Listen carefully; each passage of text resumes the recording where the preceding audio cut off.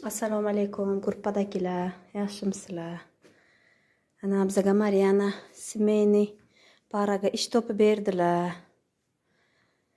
Mana bu bizga xona, bilan kuxni, gostinniy bitta xona. Mana bu yerda bitta spalnisi bor. Mana konditsionerlari. Ana bizdan pul olganlari yo'q. İşga joylashtirdilar. Bir oy ishlab, keyin o'sha aytgan pullarni o'tkazib beramiz. Rahmat.